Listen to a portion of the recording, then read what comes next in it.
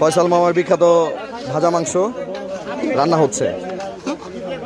সেখানে ফয়সাল মামার কালা ভুনা, কিন্তু কালা ভুনাটা থেকে ফয়সাল মামার হাতের আর কি যেটা ভাজা মাংস যেটা সেটা বিখ্যাত।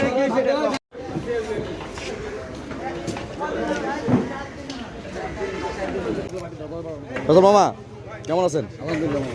পরে কি কেমন অবস্থা, মানে কেমন কেমন চলতেছে? আলহামদুলিল্লাহ মামা, ভালো। মানুষকে ভালো খাওয়াবো, ভাজা মাংস খাওয়াবো। জি। অল রাজশাহীতে, আপনি রাজশাহী জেলাতে আপনি সব জায়গায় কালো ভুনা পাবেন। ভাজা মাংস এক ফয়সাল মামা, তিন পুরুষের দোকান এটা। আমার দাদা করছে, আমার বাবা মা আমি ভাই। আপনারা ভালো বলছেন বলে তো এতদিন টিকে আছি। তা তো অবশ্যই। নাহলে তো কবে আউট হয়ে যেতাম ভাই। মধ্যে ভাড়া করো, ওটা খাওয়াবো। আয় দাও, আয় দাও, চামচ দাও, চামচ দাও।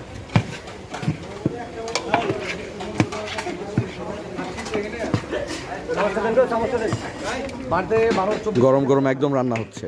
টাটকা, বাসি পাবেন না।